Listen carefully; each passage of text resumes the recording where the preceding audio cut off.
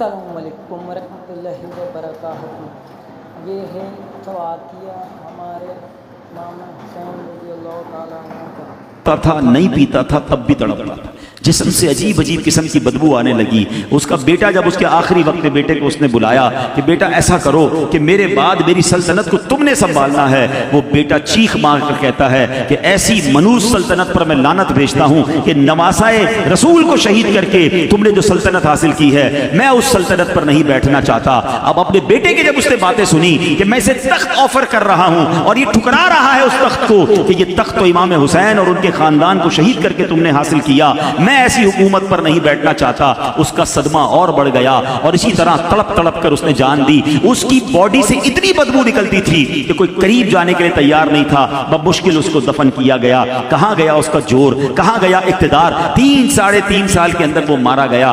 میرا رب چاہے تو ظالم کے ذریعے ظالم کا انجام کر دیتا ہے۔ اب ہوا کیا؟ ابن زیاد یہ گورنر تھا کوفہ کا، اس بدبخت کے آرڈر پر یہ سارا معاملہ ہوا تھا۔ ابن زیاد کو 6 سال، صرف 6 سال گزرے تھے، ٹھیک ہے، 66 ہجری اور 67 ہجری میں ابن زیاد کو 10 محرم کو مقابلہ ہوا۔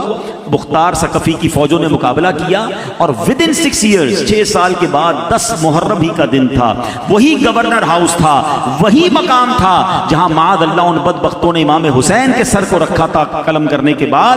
اب ابن زیاد کے سر کو وہیں رکھا گیا اور مختار کہتا ہے لوگوں دیکھ لو، یہ وہ شخص ہے جس نے امام حسین کی شہادت میں کردار ادا کیا تھا، اس کا سر اسی مقام پر رکھا گیا، دن بھی وہی تھا۔ استغفر اللہ۔ پھر ایک واقعہ یہ ہوا کہ ایک شور مچ گیا، آ گیا اور لوگوں نے دیکھا کہ ایک سانپ آیا ابن زیاد کے اس کٹے ہوئے سر کے اندر، کبھی ناک میں داخل ہوتا ہے، کبھی منہ میں داخل ہوتا ہے۔ اللہ اکبر۔ اس ذلالت کے ساتھ یہ سارے کے سارے مارے گئے۔ مختار ثقفی نے پھر یہ آرڈر دیا کہ جتنے وہ لوگ ملے جنہوں نے کربلا میں امام حسین کی شہادت میں کردار ادا کیا تھا انہیں پکڑ پکڑ کر مارا جائے۔ اب جناب ان کو سب کو سر قلم کیے گئے اور بڑی ان کو جناب عبرتناک سزائیں ملی۔ جس حکومت کے لیے سب کچھ کیا گیا تھا انہیں کچھ بھی نہیں ملا اور سب کے سب ذلت کے ساتھ مارے گئے۔ تو پتہ یہ چلا کہ لالچ کا انجام، ظلم کا انجام وہ جناب بڑا خطرناک ہے۔ وہ شاعر لکھتے ہیں نا، وہ تخت ہے کس قبر میں، وہ تاج کہاں ہے؟ وہ تخت ہے کس قبر میں، وہ تاج کہاں ہے؟